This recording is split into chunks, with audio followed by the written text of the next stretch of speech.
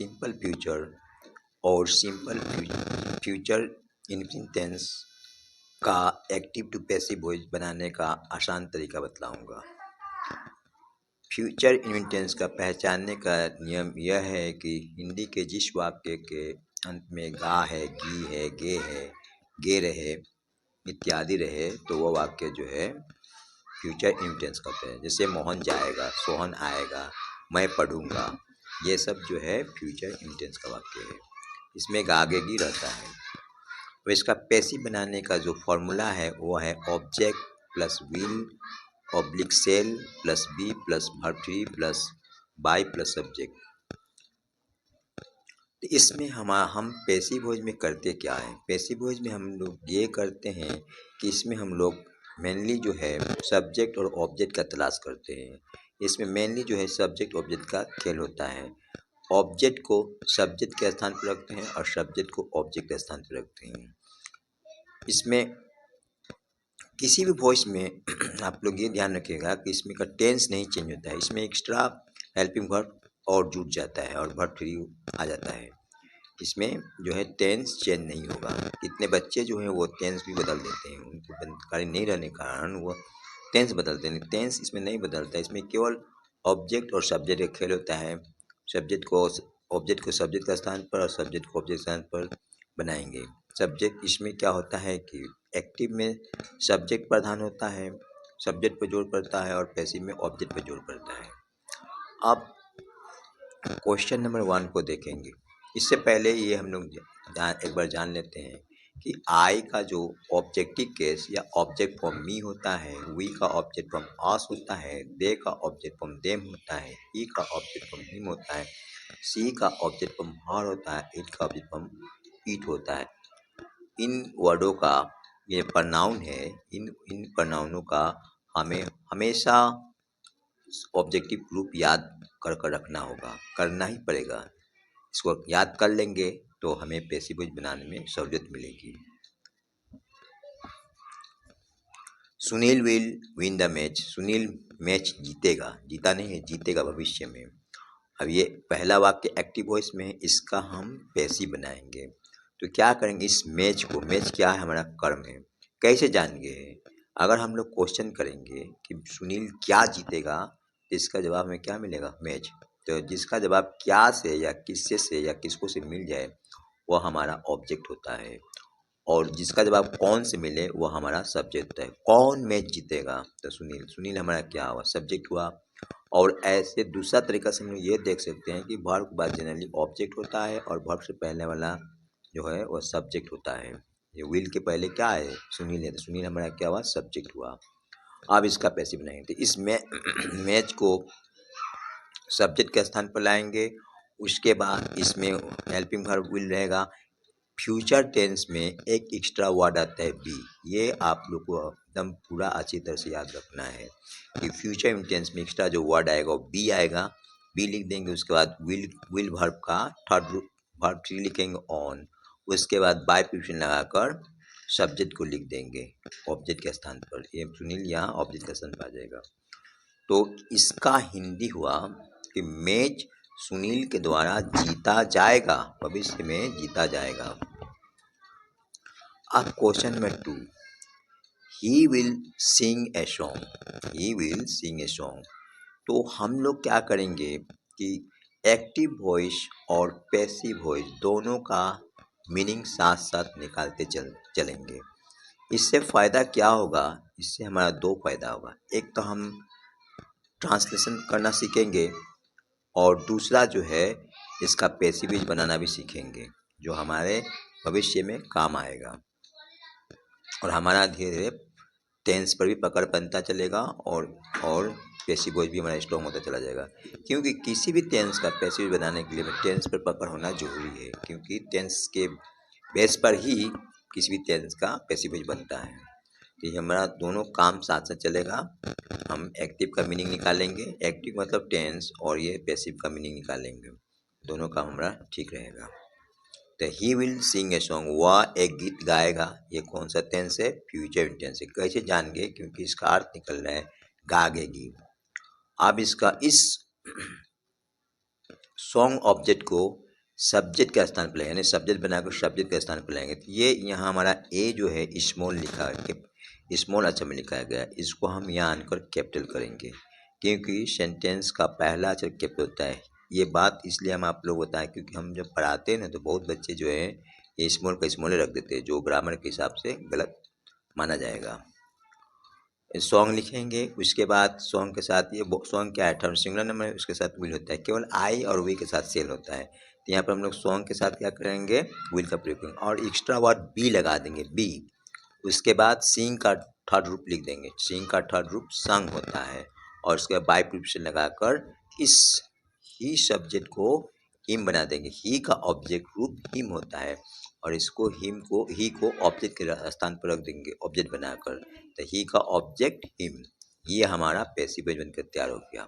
अब इसका मतलब हुआ कि एक गीत उसके द्वारा गाया जाएगा।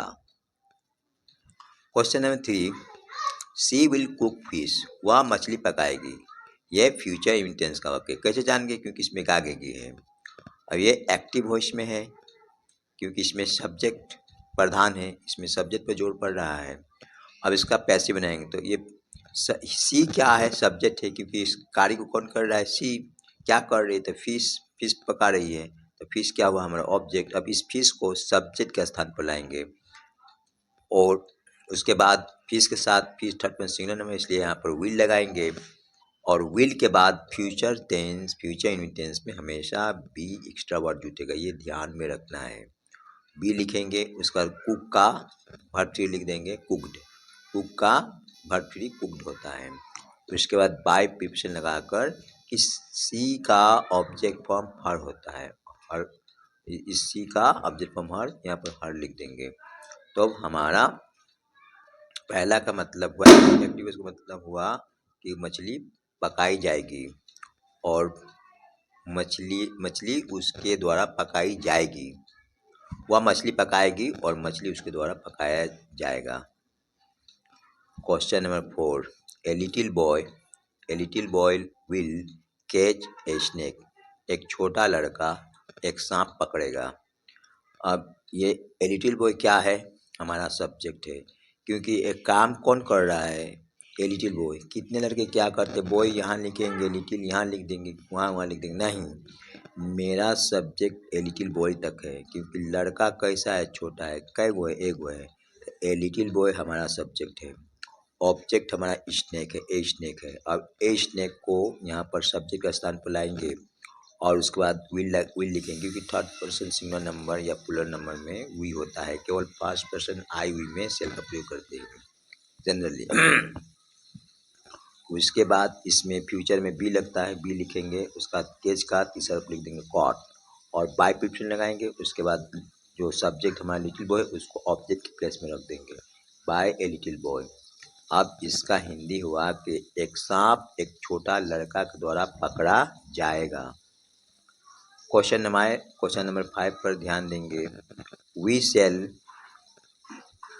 प्ले क्रिकेट, ये हमारा एक्टिव वॉइस में है। अब इसका हम पैसिव बनाएंगे, तो ये क्या है, क्रिकेट क्या है, हमारा ऑब्जेक्ट है, इस ऑब्जेक्ट को सब्जेक्ट के स्थान पर लाएंगे। यहाँ देखेंगे कि वी है, इसलिए यहाँ पर सेल है। यहाँ पर क्रिकेट क्या हो गया, थर्ड पर्सन सिंगुलर हो गया, इसलिए थर्ड पर्सन के साथ जनरली विल का प्रयोग होता है। यहाँ पर हम लोग क्रिकेट की जगह में क्या करेंगे, विल का प्रयोग करेंगे। उसका नियम के हिसाब से फ्यूचर टेंस में एक्स्ट्रा वर्ड बी लगता है, बी जोड़ देंगे। उसका बाद प्ले का तीसरा रूप, थर्ड वर्ब लिखेंगे, प्लेड। उसके बाद एक प्रिपोजिशन लगाकर वी का ऑब्जेक्ट रूप लिख देंगे, आर्श। तो हम लोग क्रिकेट खेलेंगे, एक्टिव मीनिंग हुआ, और पैसिव मीनिंग हुआ कि हमारे द्वारा क्रिकेट खेला जाएगा, ये हमारा पैसिव मीनिंग हुआ। उसका क्वेश्चन नंबर 6 पर ध्यान देंगे। टीचर विल प्रेज हिम, शिक्षक उसका प्रशंसा करेंगे। तो यहाँ पर हमारा जो है टीचर क्या है, सब्जेक्ट है, क्योंकि इसमें कार्य कौन, प्रशंसा करने काम कौन कर रहा है, तो शिक्षक कर रहे हैं। और ऑब्जेक्ट हमारा क्या है, क्रिया का प्रभाव किस पर पड़ रहा है, ही पर, कर्म पर। तो ये ही क्या है, हमारा कर्म है, यानी क्रिया का प्रभाव जिस पर पड़ता है वह कर्म है। और और जो वाक्य में काम करता है वह कर्ता होता है। और जनरली हम दूसरा तरीका से ये देख सकते हैं कि वर्ब के बाद जो वर्ड आता है वह कर्म होता है, वर्ब से पहले वाला वर्ड जो है वह कर्ता कर्ता होता है। तो इस आधार पर हमारा टीचर जो है कर्ता हुआ और हिम जो है कर्म हुआ। आप इस हिम को सब्जेक्ट बनाकर सब्जेक्ट के स्थान पर रखेंगे। ही का सब्जेक्ट फॉर्म ही होता है, हिम का सब्जेक्ट फॉर्म ही होता है। उसके बाद ही के साथ विल लगता है और एक्स्ट्रा वर्ड जो है बी जोड़ देंगे। उसके बाद प्रेज का वर्ब थ्री लिख देंगे, प्रेज, और बाय प्रिपोजिशन लगाकर इस टीचर को ऑब्जेक्ट के स्थान पर रख देंगे, बाय द टीचर। ये हमारा पैसिव हुआ। इसका मतलब हुआ कि उसकी प्रशंसा शिक्षक के द्वारा की जाएगी। हमें मीनिंग साथ साथ निकालते चलना है क्योंकि हमारा उससे दोनों फायदा हो गया। एक तो हम ट्रांसलेशन में सीखेंगे, साथ साथ पैसिव वॉइस भी बनाना सीखेंगे। हमारा आप लोग से अनुरोध है कि आप लोग काफ़ी ध्यान से बातों को समझे, बेसिक चीज़ को बहुत स्ट्रॉन्ग करें। बेसिक चीज़ अगर स्ट्रॉन्ग कर लेंगे तो आपको कहीं दिक्कत नहीं होगा। कॉम्पिटिशन एग्ज़ाम में भी, चाहे जनरल जो कॉलेज का एग्ज़ाम है, स्कूल का एग्ज़ाम, उसमें भी हमें जीवन में आगे बढ़ना है। हम आगे तभी बढ़ेंगे जब हमारा कॉन्सेप्ट बहुत ही अच्छा रहेगा, हमारा पकड़ बहुत अच्छा होना चाहिए किसी भी सब्जेक्ट पर। और किसी भी सब्जेक्ट पर पकड़ बनाना कोई बड़ी बात नहीं। अगर हम बेसिक कॉन्सेप्ट को बारीकी से समझते चलेंगे ना तो हमारा ऑटोमेटिकली किसी भी चैप्टर पर पकड़ बन जाएगा।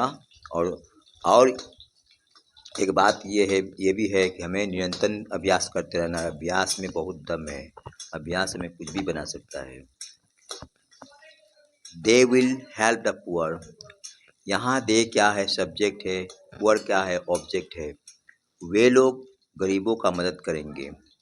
तो इसमें कर्ता कौन है, दे है। कर्म कौन है, पुअर है, क्योंकि ये वर्ब के बाद है और ये क्या दे क्या वर्ब से पहले है। तो ये हमारा फ्यूचर इंटेंस है। कैसे जान गए, तो फ्यूचर इंटेंस की पहचान क्या है, गागेगी क्रिया का अंत में रहता है। तो वे लोग गरीबों का मदद करेंगे और फिर इस पुअर को ना हम लोग सब्जेक्ट के स्थान पर रखेंगे। उसके बाद विल लगाएंगे और ग्रामर के नियम के अनुसार ये जो है फ्यूचर इंटेंस के पैसिव वॉइस में बी हमेशा लगता है। अगर फ्यूचर इंटेंस का कोई सेंटेंस हो उसमें बी लगाए तो समझ जाएंगे कि वह पैसिव वॉइस का सेंटेंस है। The poor will be help by them, यानी कि दे का ऑब्जेक्ट फ्रॉम देम होता है। गरीबों का उनके द्वारा, उन लोगों के द्वारा गरीबों को मदद की जाएगी, उन लोगों के द्वारा गरीबों को मदद की जाएगी। ये हमारा पैसिव मीनिंग हुआ। Akhtar, Akhtar will sell his all TV. Akhtar क्या है, सब्जेक्ट, विल क्या है, हेल्पिंग वर्ब सहायक क्रिया, सेल क्या है, मैन वर्ब मुख्य क्रिया, और हिज ये संबंध कारक जिसको इंग्लिश में पॉजिटिव केस भी कहते हैं। ऑल क्या है, एडजेक्टिव, टीवी क्या है, नाउन। कैसा टीवी, पुराना, किसका, उसका। इसका मतलब है अख्तर अपना पुराना टीवी बेचेगा।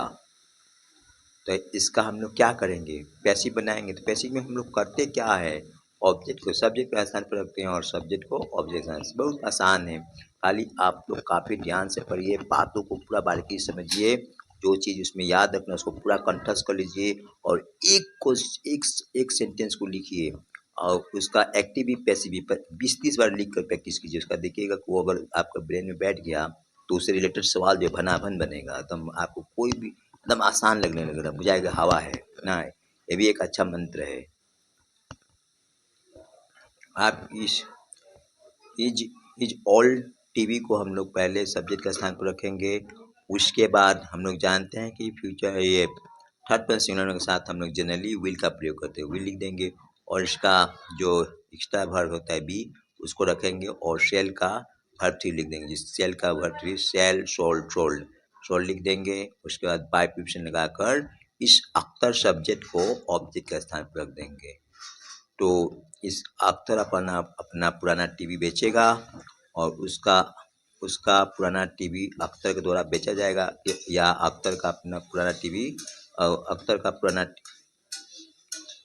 टीवी अख्तर के द्वारा बेचा जाएगा। ये बेसिक मीनिंग हुआ। Thanks for watching.